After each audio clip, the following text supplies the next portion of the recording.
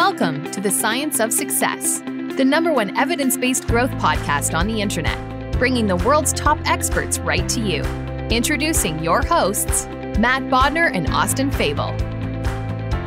Welcome to the Science of Success, the #1 evidence-based growth podcast on the internet, with more than 5 million downloads and listeners in over 100 countries.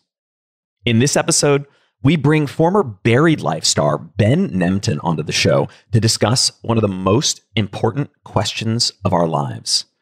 What do you want to do before you die? Are you a fan of the show, and have you been enjoying the content that we put together for you? If you have, I would love it if you signed up for our email list. We have some amazing content on there, along with a really great free course that we put a ton of time into called How to Create Time for What Matters Most in Your Life. If that sounds exciting and interesting, and you want a bunch of other free goodies and giveaways along with that, just go to successpodcast.com. You can sign up right on the homepage.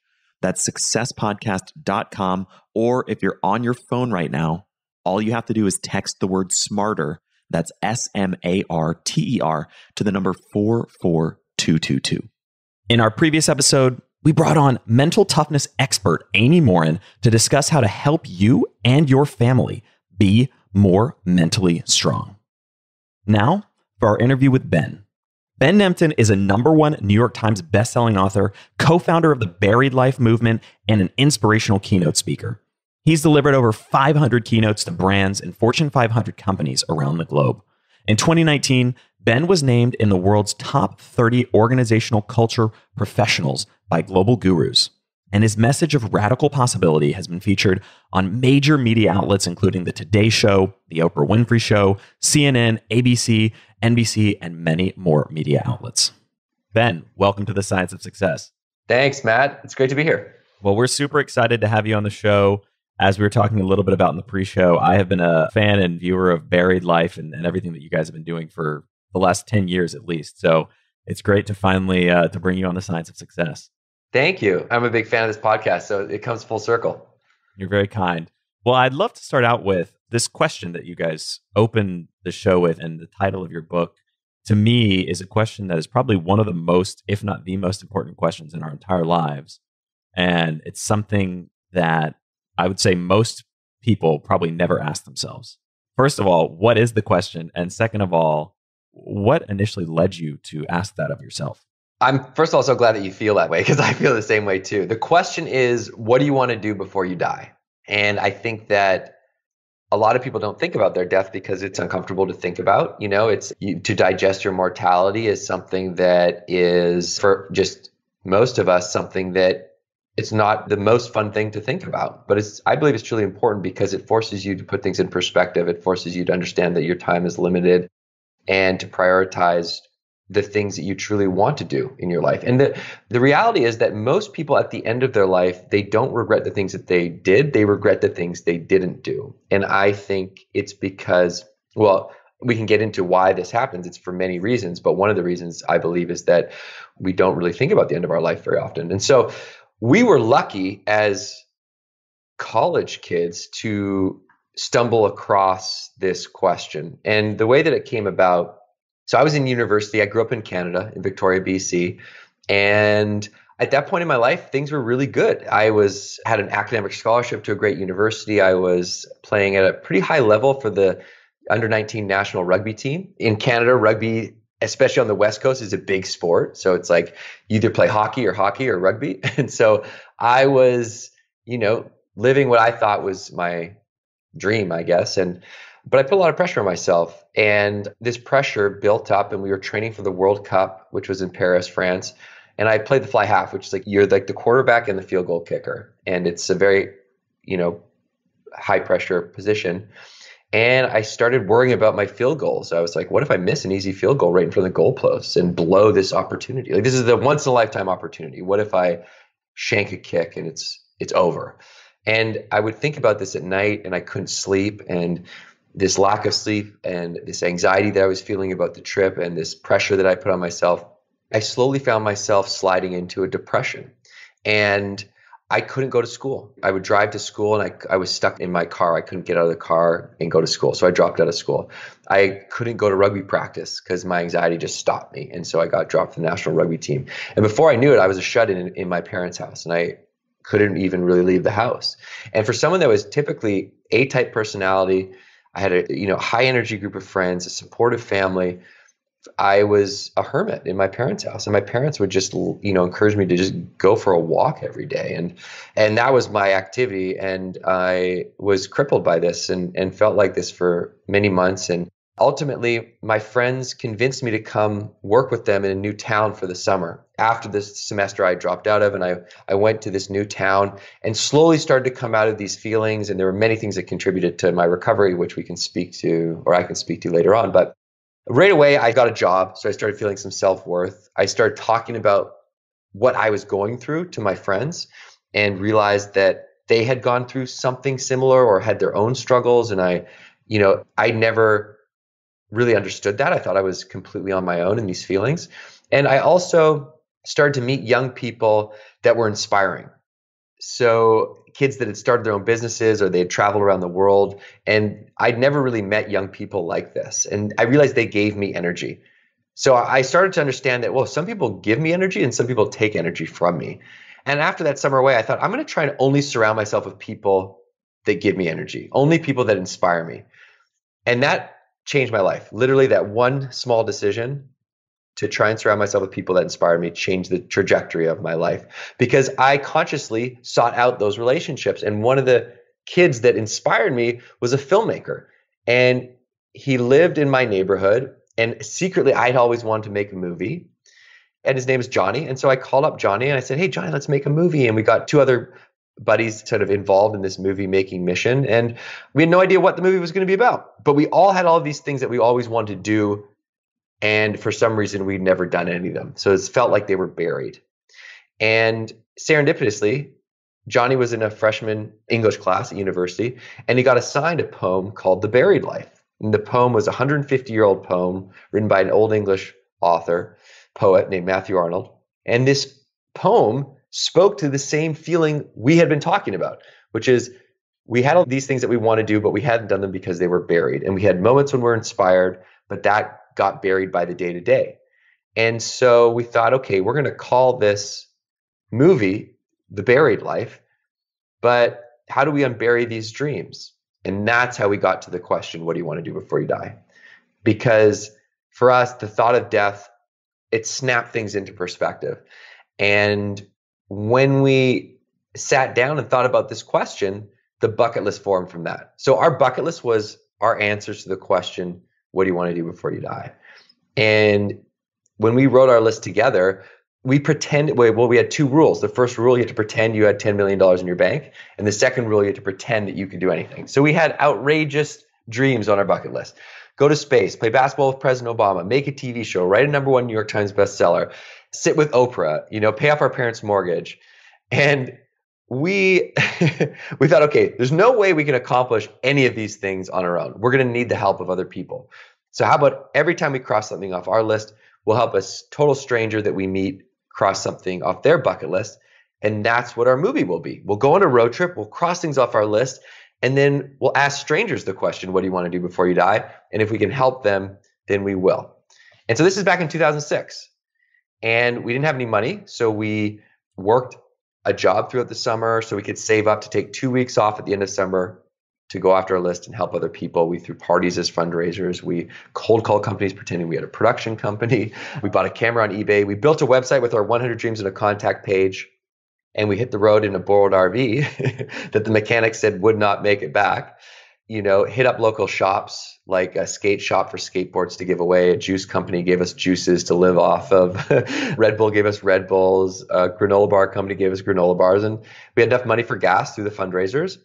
And we hit the road. And what happened, which was completely unexpected, is that strangers started to hear about our mission and they wanted to help us accomplish all the things on our list. So all of a sudden, we got emails of people saying, I saw #9 ride a bull. My uncle has a bull ranch. He can get you on a bull. Or I saw #42 make a toast at a stranger's wedding. My best friend's getting married. I'm the best man. I can get you in. Right? And then we got flooded with dreams asking for our help. I've always dreamed of flying a fighter jet. Can you guys help? I've always dreamed of singing a duet with Beyonce or riding a horse through a drive-through. And we suddenly had this moment where we're like, oh my God, what's happening? And it became provincial news, national news, and started to really hit a chord. And so after that trip, we thought, wow, this is supposed to be 2 weeks. Like, we got to keep doing this. And that's how the journey began in 2006. It's amazing. And it's so inspirational. To go back and watch some of the episodes of the show, I'm curious, the original sort of 2-week journey, did you, Yeah. I'm assuming that's not what ended up on the TV show, right? That was sort of a precursor to that. What happened with the film? How did that pan out? Yeah. So the short answer is we're still filming it. Okay. So what the timeline was, it's a good question. Some of the clips in the intro are from that first road trip, but what ended up happening was we did the first 2-week road trip in 2006. We thought, we got to do this again next summer. That was way too fun. So we ended up saving up and working throughout the 2 semesters so that we could buy an old purple transit bus that ended up being in the show. We named her Penelope. And we bought Penelope off a nudist in Vancouver. So we probably got a good deal.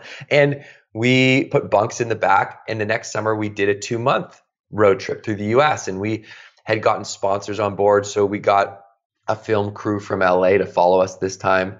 Went to Burning Man in 2007. We sung the national anthem at an NBA stadium, rode the bull, and helped people in really, really cool ways. And ultimately, there was a sort of a moment where we thought, okay, we have a decision to make. We can continue to do this for fun, sort of as a hobby, or we can really go for it and like double down and go after these impossible list items, like make a TV show. And really make a TV show was our biggest dream at that time.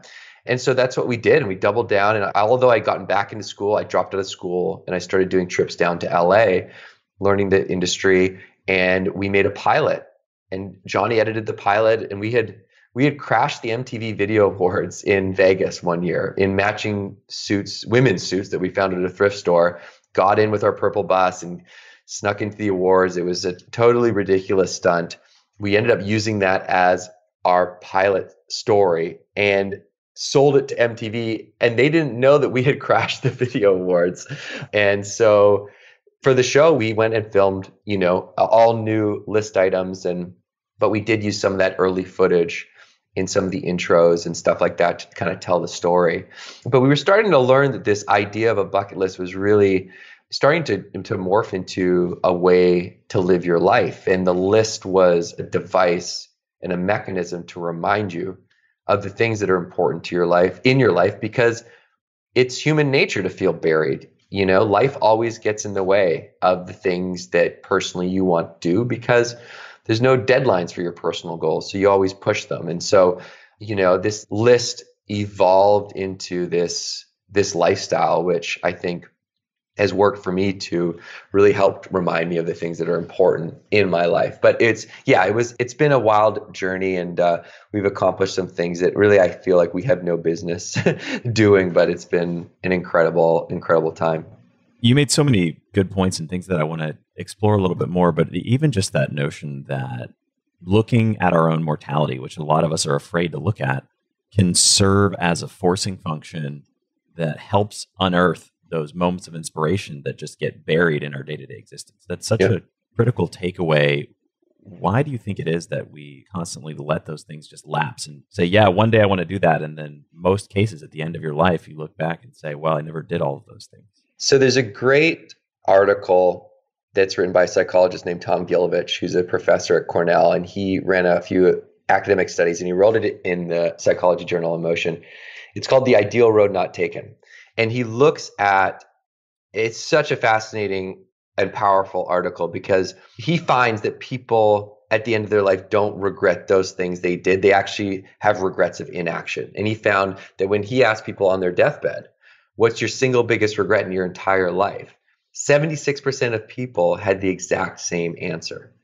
And that answer was, I regret not living my ideal self. So living the life someone else wanted for me versus the one that I wanted to. And that stat really changed my mission, or it re-energized me around the idea that my goal is to get more people into that minority that end their life thinking, you know what?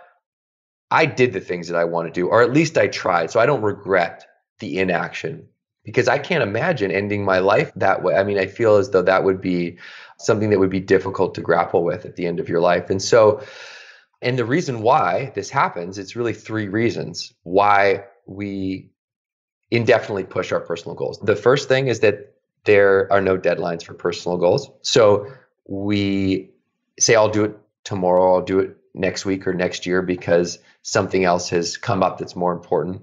Whereas with things like professional goals, we have all these structures of accountability to drive us forward. So we need to create accountability around our personal goals to drive us forward.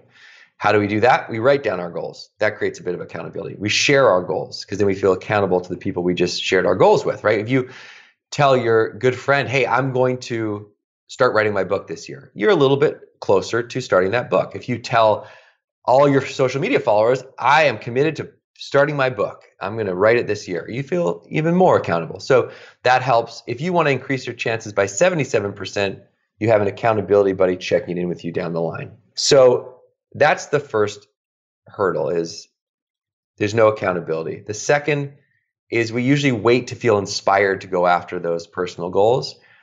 But that inspiration rarely just hits us out of the blue. You know, we don't feel inspired to pick up the guitar and learn to play. We get inspired because we start to play and we feel inspired by doing it. So by taking small steps towards your goal, even if you don't know how you're going to end up on stage playing that guitar, you don't know how you're going to achieve your end result, doesn't matter. Those initial small steps start to build inspiration. So you're the architect of your own inspiration by taking steps of action.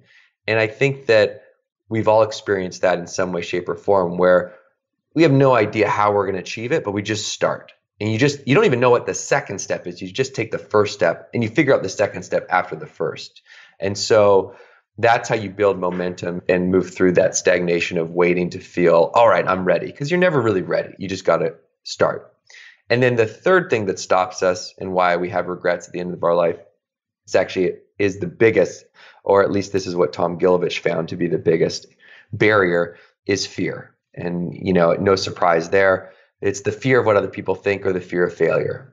And I think that it's interesting to kind of look at those two fears from a 10,000 foot view, or zoom out and say, okay, let's look at the fear of what other people think.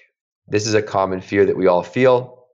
But if you really think about it, people are just thinking about you much less than you think they are because they're so busy living their life, worried about what other people think about them. There's that joke. In my 20s, I was worried about what other people thought. In my 40s, I didn't care what other people thought. In my 60s, I realized they were never thinking about me in the first place. So it's like, you know, that fear is, as long as your basic needs are met, it's sometimes more of a made up fear. And the fear of failure, we all feel it, you know, and I think it's important to note that like that doesn't go away. But if you're afraid to go after your goal or you're waiting for the right time, you failed, right? You didn't achieve your goal. So at least when you try and you fail, you really outweigh any potential hit to your reputation. And so the things that stop us, there's no deadlines. So we got to create accountability.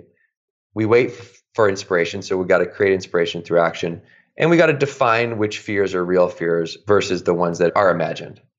So many good insights. And even coming back to what you said a minute ago, that it's almost the inverse. This is something that I learned years ago that really transformed my life, is that action creates motivation and not the other way around. And everyone thinks you have to wait to be motivated to take action. But the reality is even the small, really almost just minuscule actions can start to build a slow snowball of momentum that really catapult you towards being whatever direction you want to move in. Yeah. Rich Roll has a great quote, mood follows action. And it speaks to that same idea. Yeah, but I love this idea of sort of being the architect of your own inspiration instead of waiting for it to happen.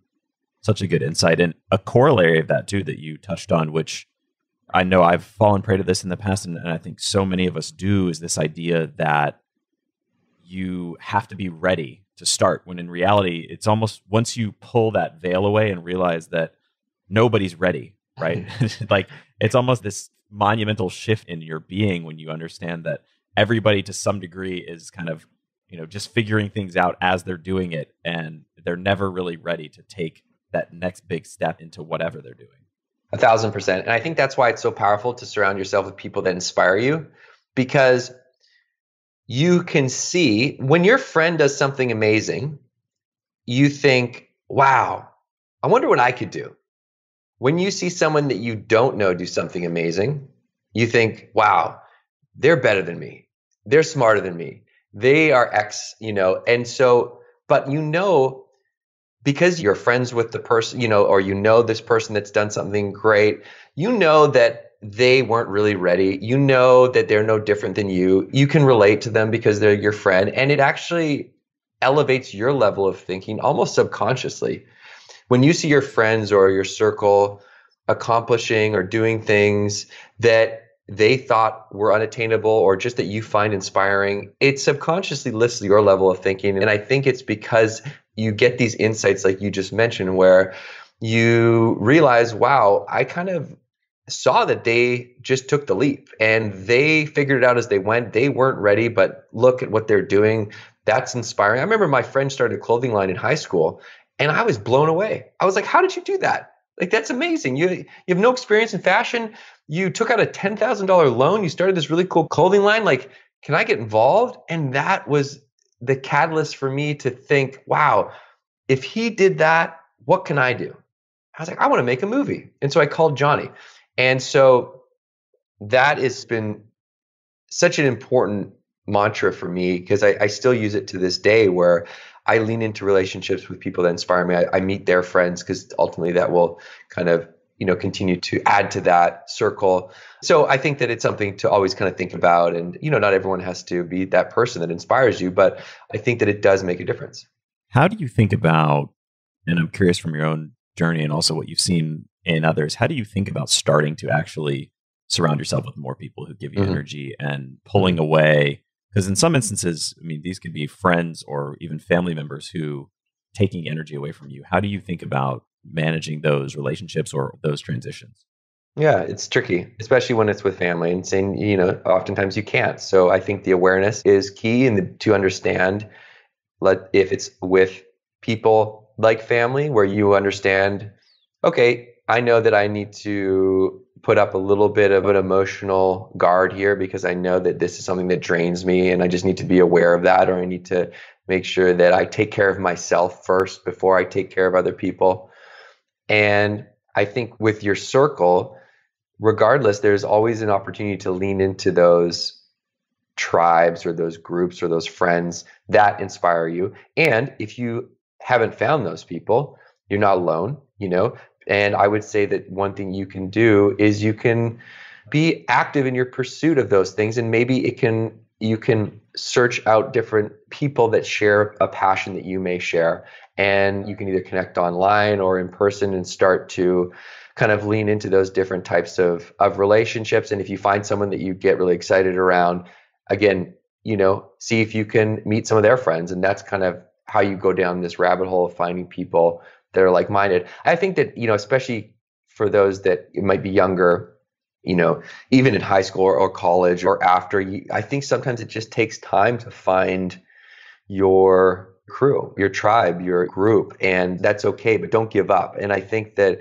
you can get discouraged sometimes when you feel like, well, this is all the people that I know and I don't fit in, I don't know how I can find someone that understands me. And I would just say, don't give up. It's a big, big world out there, and it's getting more and more connected. And you will find those people that support you, that lift you up, that have those same interests as you. It just takes a little bit of time. And a corollary of this broader notion of surrounding yourself with the right people that to me feels really insightful, especially when you were so young, to come up with this conclusion that you have to have other people helping you to achieve big goals. You touched on that earlier, but to me, it's so easy to fall into the trap of thinking you have to do everything yourself. And I found that to be a really inspiring piece of the ethos of the journey, the message of Buried Life it wasn't just about you, it was about helping other people, but also getting help from other people. Mm-hmm. Yeah, and there's no way we would have crossed off any of the list items without the help of other people. And which goes back to the idea of the importance of sharing your goals. If we would never have shared our list, we would have, not achieved any of them because no one would have known how to help us. And we were always blown away by the generosity of others, and as it relates to our list and also as it relates to other people's lists.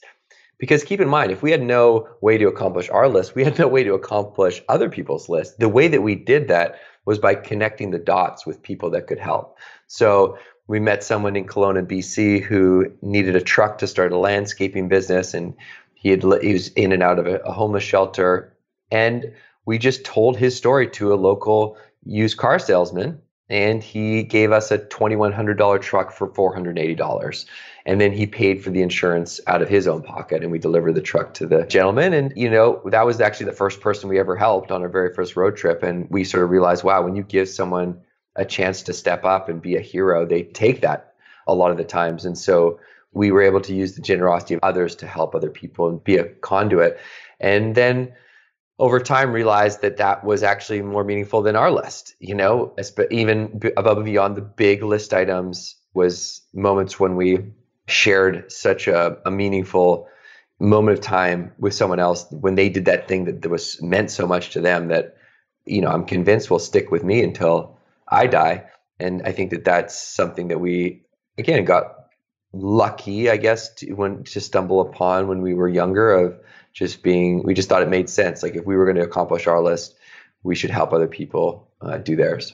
How do you keep that ethos, that energy alive? Even when I think back, when I watch episodes of Buried Life, I feel this well of inspiration. It's almost the question we asked earlier, how life can just kind of cover these things up and make you forget about them. But how do you, 10 years into this journey or 15 years into this journey at this point, how do you every day or as frequently as possible keep the momentum going when you're not on the bus anymore and you're not out doing that? Maybe you are doing it still every day, but how do you keep that fire alive? One is to tap into my creativity. And a lot of the times when I start to slow down and feel burnt out, I am not expressing a piece of me that I feel like should be coming out. And it usually comes out in a form of creativity. And I think creativity is also an often overlooked pillar of wellness, because it's just this true version of yourself that you are letting out and expressing. And so I try, and then I get excited about that thing because it's a creative expression of mine. Another thing that I do is I try and, so right now I'm doing a lot of public speaking. And the reason why I love speaking, even virtually now, but especially when you're in the room with people, is like you can see people change in the room. And so you can witness this transformation and you can feel that. And it's energizing to sort of help people in some way, shape, or form and to experience that. And so I think that in all of our lives, and when we think about what we're doing, if you can draw it back to, okay, what's the impact I'm having on real people? And not just the impact I'm having on maybe my customers, my clients, my colleagues, my whomever you may be helping, my listeners, my followers, because that's just one piece of the puzzle. When you help someone, you don't just help that one person, you help the people around them. So you're helping their family, you're helping their friends, so it creates this ripple effect. And I always like to think about the ripple effect because it's such a incredible phenomenon in my mind, because it means small actions can create exponential impact.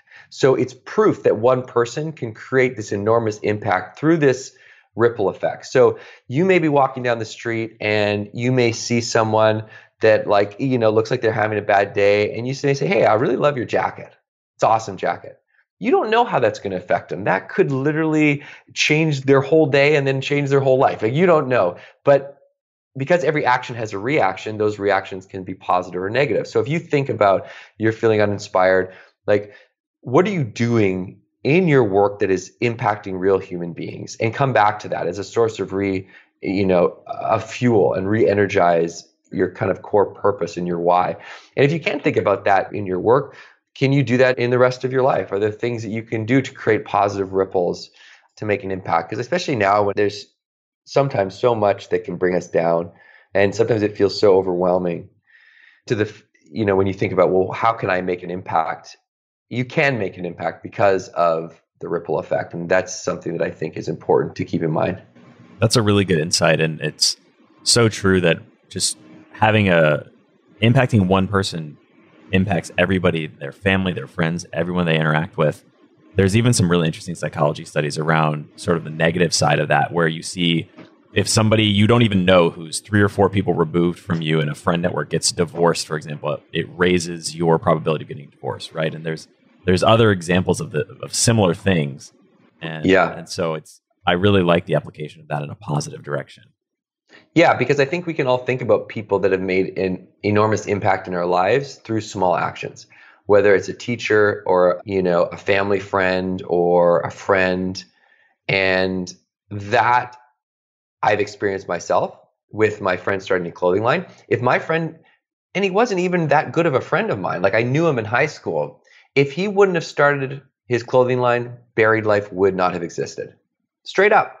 I would never have thought about making a movie. I would have called Johnny. We never would have got together. I can't say never, but chances are that was the catalyst that made this whole thing begin. And then you think about the people that were inspired by Buried Life, the people that watched the show, other people that went on to do amazing things, the Yes Theory boys that are doing incredible things, other folks that are playing in Major League Sport. We get all these stories coming in, and you realize like, wow, this ripple effect is very real. But it's not even us that started it. It's my friend that started a clothing line. So you think about the impact this kid had on starting a clothing line, which, by the way, doesn't exist anymore. It wasn't successful. He just did it for a year or two, and that was it. It created this whole cascade of events that changed the world, because it wasn't even our impact. The impact that people are making from like this source of inspiration from the Buried Life or what have you is far greater than we made. And so, look at you in the podcast, we may have played a small role in that. So there's a ripple there. Totally. The inspiration that you have on your listeners and beyond. I mean, you can't even wrap your head around this idea, but everyone has the power to do that. And the trouble is, it's hard to quantify, but it's very real. It's funny. You can go further back, right? Your friend who started the clothing line. Why? Yeah. And if you go all the way back, I mean, we get into some Buddhist ideas about how the whole world is one giant interconnected, whole, which is quite interesting, but it's really fascinating. And I mean, it could go back all the way to the beginning of time. It does. It must. Chain of Yeah, unbroken causes. So I want to bring the conversation back to this question. What do you want to do before you die? How have you seen people, and what are some of the lessons you've seen around how we can more effectively ask ourselves that question, and where we can go wrong when we ask it? And where we can go wrong with the answer, did you say? Yes. So I think I'll answer that in 2 ways. How can we more effectively ask ourselves the question, what do you want to do before you die? Or just keep our mortality top of mind? And I think this also comes back to how do we prioritize the things that are truly important in our life, because that is really what the question, what do you want to do before you die, tries to synthesize. Is if you look at the top 5 regrets of the dying, there are things that aren't necessarily money related, or power related. It's things like, I wish I would have spent more time catching up with old friends. I wish I would have worked less. I wish I would have lived the life I wanted, not others. And so that's stuff that you sort of, but you lose sight of. So how can you keep this question, what do you want to do before you die? Or this idea of not letting life get in the way of the things that are important to you top of mind. And that is there's no golden arrow for that. It's different for everyone. For me, the things that have helped are, how can I remind myself that every day is important? And that can be making sure that I prioritize the things that I know are important to me and put them in my calendar, whether that's be quality time with people that I care about, whether that's doing activities that I know are going to bring me joy. And it's protecting that time like I would protect an important meeting, or XYZ. and letting people know and communicating that this is important and not feeling guilty about it. So a lot of times we feel guilty for taking vacation. We feel guilty for doing things for ourselves. But to understand that in order to do your job at the highest level, you need to take care of yourself. In order to be there for your family, you need to take care of yourself. And so that idea is, it's not selfish, it's actually service to be doing the things that are important to you. And I think that this question, what do you want to do before you die, for us really worked because it cut through all the BS and it forced us to look at, okay, we're going to die. What are the things that we want to do? And so I think that where we can go wrong with answering the question is, are you answering it for you or are you answering it for someone else? Because the top regret is living a life someone else wants for you. So are you writing your list? Are you answering this question because you're responding to that urge to please others or to be seen a certain way? And I think a quick way to navigate that is you can actually picture yourself on your deathbed and ask your future self, will I regret not doing this? And if that answer is yes, then, that's a good indication that it's probably something you want to try and pursue. And it's probably something that, your true self really, really wants to do. So I think that those are, two ideas to kind of answer that question. Yeah. One of the most insightful things that you talk about when you dig into how we can start to create a bucket list or a list of things that we want to do that are really important is having a breadth of topics and categories that you pull from. Tell me a little bit more about the importance of having the various areas of your life all coalesce into your goals as opposed to just whether it's business or whatever else being the predominant drivers there. Typically, when we think about a bucket list, we think adventure and travel. So skydive, travel to Europe, those types of exciting list items. That's just sort of the knee jerk. And those are awesome list items, but they only represent one category of life. And there's a number of categories of life. Some people say there's 10, some people say there's 12, or there's many areas of our life. I like to think about 10 categories of life. And especially when you're writing your list, to keep these categories in mind while you're writing your list, because you want your bucket list to reflect all of those things that bring you joy and happiness and be a full reflection of all the things that are going to bring you that fulfillment. So the categories are, I actually have some of them written down right here. So there's adventure and there's travel. There's also your physical health. So what are your goals as it relates to your physical health? That can be something like run a marathon or, be vegetarian or pick up tennis again if you haven't played it in a while. There's mental health, so what can you do to increase your emotional or spiritual well-being? There's your intellectual category of life. So what goals do you have for your brain? What do you want to learn? Is it take a certain class or learn a new language, that type of thing? Then there's material, which is, by the way, it's fine to have material goals. You want to buy the dream watch or get the house on the beach. I mean, it's absolutely okay to have those types of goals. Professional category of life. What are your professional goals? Your financial category of life. Creative, which is one that I spoke about, which is important. And then there's adventure and travel, which I think is in one category.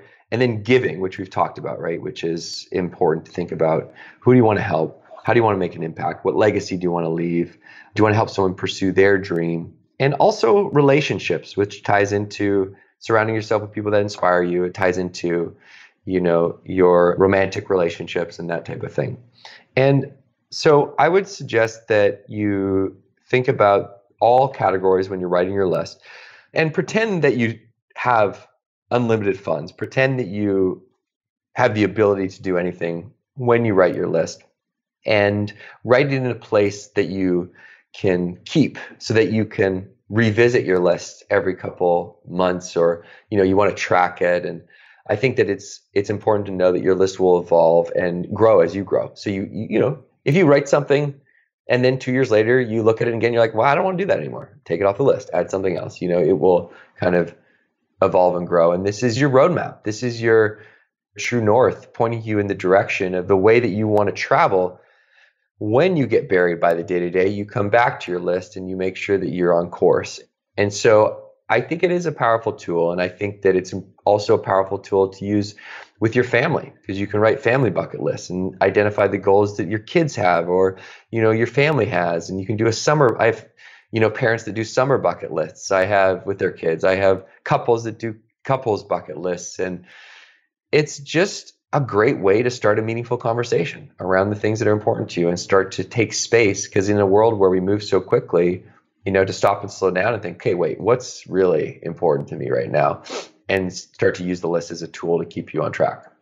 Yeah, I think those are some great insights. And once you have the lens of looking at your life through all of these different filters, you start to see buried opportunities to really improve and focus. I mean, even I love the suggestion that you just shared of having a bucket list with your significant other. That's something that I've never even thought about doing, but would be a great idea, and my wife and I could probably find all kinds of cool stuff to do, and maybe even get more aligned about the direction we want to take our lives. And so I think those are all some really powerful suggestions. Yeah. Yeah. And I think that, once you have your list, then you can move into, okay, how are we going to achieve these? And that is, your next step is to share those list items with people that might be able to help you, or just your general friends and family, and start to break down those goals into smaller goals. So you have, we talked about writing a book. So write a book is on your list. Well, that's a bit of an overwhelming goal. So how do I go about writing a book? Well, you can break it down. Do you know someone that has written a book, or do you know someone that knows someone that's written a book? Reach out to them, see if you can, borrow 50 minutes of their time to start asking them some questions about the book publishing process, or getting an agent, or what have you. That's step one. Step two, start writing an overview. Write the first page. Pick 3 books that have been influential in your life and reread them. So you want to start to break down those bigger list items into smaller goals, and start to build accountability any way that you can. Maybe you can start rewarding yourself for achievements, or you can have an accountability buddy check in on you, whether that's your spouse or your friends or someone else, a coach. And so, yeah, it's interesting. And I think one of the things I've been working on that we talked about earlier is I've been putting together all of these ideas into a journal, because I think that it's important to have a place that you cherish where you write your list. So you kind of want to keep it for a long time and you want to revisit it. So I've been making this bucket list journal for the last little while. I don't know if it's going to be out by the time this airs, but it will be out shortly. And it's going to be have that roadmap with those steps of writing your list, putting them into categories, how to build accountability. So I'm really excited for that, because I feel like I haven't had that tool that will allow people to just, use to kind of drive forward. So it'll be cool to have that come out.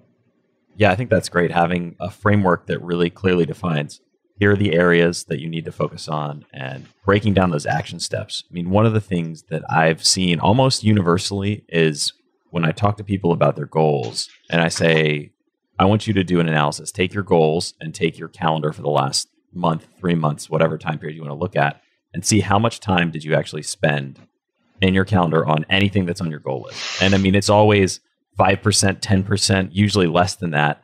And it's amazing to me how little time we actually spend on the things that we think are the most important things in our life. And that's even assuming that you've actually sat down and defined the things that you think are important, which most people have taken that leap yet either.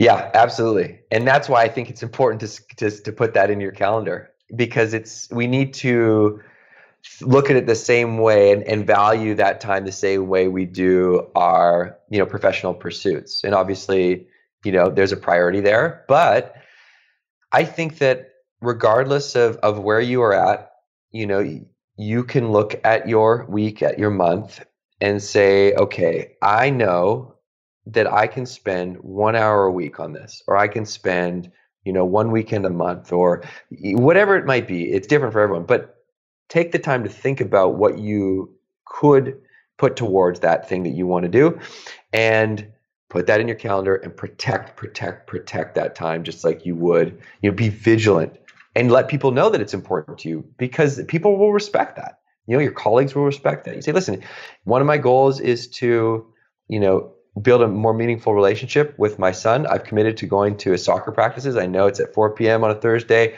I'm going to have to dip out, but if you need me, I'll be on at 5, whatever. Like, they'll respect, in most cases, your desire to pursue those things, because ultimately they're going to have something in their life that they, have deep down been wanting to uncover. And I think that it will also inspire them to do that as well, because this ripple effect goes both ways.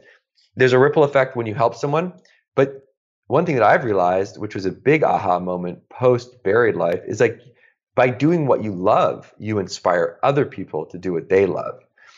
And I used to think a bucket list was selfish because it's about you, And then I saw people around the world starting to go after their bucket list because we went after ours. And I think we can all remember, this, like someone doing something incredible that's made us feel like, wow, what should I do? And so, you inspire others by pursuing those things that are important to you. And that is a powerful idea because it gives you that permission to do those things because it's a win-win. It helps you and it helps other people. So for somebody who wants to get started and take action today to begin implementing something we've talked about, writing their bucket list, whatever it may be, what would one action item or piece of homework be that you would give them to get started today? So I would say grab a piece of paper, spend 20 to 30 minutes. You could actually break this down. You could spend the first 15, 20 minutes, however long it takes you to write down everything you've ever dreamed of doing, anything you might regret not doing if you died tomorrow. And no limits. You have all the money in the world. You are incredibly gifted. You have the ability to do anything. What would you do? And as sort of an exercise in anything is possible, you can start writing your list there. Then you can start to, Google 12 categories of life, 10 categories of life, and think about after you've written your list, okay, do I have intellectual bucket list items? Are there things that I want to learn? Or are there any emotional list items? And that will be an exercise to kind of spark some ideas and start to fill out your list in a holistic way. And then I would say, once you have that list, I would share it with people that you know. If you want to identify the most important thing on your list, just imagine that you stumble across a magic lamp. And when you rub the magic lamp, a genie pops out and genie says, hey, lucky day, I'm going to make one of your bucket list items that you just wrote down come true. But by doing so, you will not be able to accomplish anything else on your list. You get one wish and nothing else will happen. So what do you choose? Typically, that's the most important thing on your list. And sometimes that isn't written down yet, but that is a mechanism to sort of whittle down what's truly important. And that might be the list item to share with people. That might be the thing that you start to break down into smaller goals and try and build accountability around. You put that in your calendar to spend time working towards. And so, you're going to have to play with different mechanisms of accountability. But accountability works. That's what our professional lives are built around, right? Just structures of accountability, whether it's actual people checking in on you, right? Leaders, or it's just the accountability of this fear of not looking bad, or it's a salary that keeps us accountable, or, it's all of these structures of accountability, but we don't have those around our personal goals. So, we're going to have to get creative and build those around these things that we'll regret not doing at the end of our life. And Ben, where can people find you and your work online? You can find me at Ben Nemtin. So just my full name. Most of my social handles are just at Ben Nemtin, or my website, bennemtin.com. And I would say, if you want, I always love to see people's list items. So I would suggest that you share your list and tag us, tag both of us. That would be awesome. Write your list, take a photo, share it on your story or share it on social, tag us so we can see it. That's going to be a great first step to build accountability. Maybe we can help in some way. And, I think it will also inspire other people to see your goals. So I think that would be a great next step. I love that. What a great suggestion. And I'm really excited. I can't wait to see some of those get shared. Well, with that, Ben, I really want to thank you so much for coming on the show, for sharing your story and all of this knowledge. Such a powerful journey and some really important lessons that have come out of everything that you've done. Thanks, Matt. Yeah, it's been awesome to catch up, and hopefully we'll be able to see each other in person soon. And until then. Did you ever watch the Buried Life show back in the day? It was about 10 years ago, but the show was transformational, incredible to this day, really, really inspirational, like truly had a big impact on me. And some of that probably came across in the interview with Ben, but there was this epic intro song that you cannot find on the internet. Like if you Google around, you try to find it, there's Reddit threads, there's people asking like, what is this song? Where do I find it? It was like a remix of the song Grits by Ooh Ah. I don't know if you know that song or not. I don't know if you know the remix.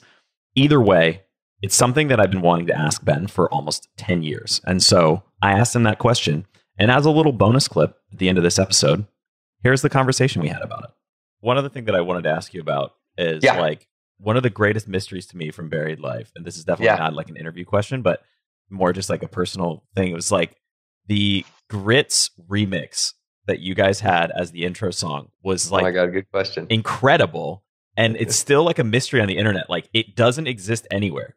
How do I get a copy of it? Like that's all. Like I just want that remix of Ooh Ah. It's like all like send me the MP3. That's great. So the answer is we didn't have enough money to license the Grit song as the theme song worldwide. We could license it for US, which means it was the song that was played live on television. But if you bought the DVD, if you watched it on Netflix afterwards, it had to be a different song. So we hired someone to remake that. And that was the intro. But when you make an intro song, you only make 30 seconds, right? Because it's the intro. So that was a commissioned piece to sound like the Grits. And people always ask for the song, and it's like, well, it's a difficult thing to explain because you sort of have to understand the nuances of like what licensing music is to begin with. But even if you do, it's like, well, we have like the first quarter of the song. Yeah, there is no rest of the song. Yeah, there's no rest of the song. But I love that you've wondered that, because I think a lot of the people that were, invested in the show, that was something that song for us, like we knew from the beginning that was our theme song. It was just like, it just encapsulated the spirit of what we were trying to do. And we fought so hard to have that be worldwide and in perpetuity. In fact, to the point where we battled to get it at least in Canada, because that's where all our friends were, so that they could listen to that as the theme. But we could only convince MTV to let us. And then all of a sudden they decided to let us use Coldplay in like some of the trailers and stuff, because we had made a trailer they were so excited about, and we used Coldplay and they like licensed it. So it was just it's a weird world, but yeah, good question. Interesting. That was something that's been plaguing me for a decade. Thank you so much for listening to The Science of Success. We created the show to help you, our listeners, master evidence-based growth. I love hearing from listeners. If you want to reach out, share your story, or just say hi, shoot me an email. My email is matt@successpodcast.com. That's matt@successpodcast.com. I'd love to hear from you, and I read and respond to every single listener email. I'm going to give you 3 reasons why you should sign up for our email list today by going to successpodcast.com, signing up right on the homepage. There's some incredible stuff that's only available to those on the email list, so be sure to sign up, including an exclusive curated weekly email from us called Mindset Monday, which is short, simple, filled with articles, stories, things that we found interesting and fascinating in the world of evidence-based growth in the last week. Next, you're getting an exclusive chance to shape the show, including voting on guests, submitting your own personal questions that we'll ask guests on air, and much more. Lastly, you're going to get a free guide we created based on listener demand, our most popular guide, which is called How to Organize and Remember Everything. You can get it completely for free, along with another surprise bonus guide, by signing up and joining the email list today. Again, you can do that at successpodcast.com, sign up right at the homepage, or if you're on the go, just text the word SMARTER, SMARTER, to the number 44222. Remember, the greatest compliment you can give us is a referral to a friend, either live or online. If you enjoyed this episode, please leave us an awesome review and subscribe on iTunes, because that helps boost the algorithm, that helps us move up the iTunes rankings, and helps more people discover the science of success. Don't forget, if you want to get all the incredible information we talk about in the show, links, transcripts, everything we discuss, and much more, be sure to check out our show notes. You can get those at successpodcast.com. Just hit the show notes button right at the top. Thanks again, and we'll see you on the next episode of The Science of Success.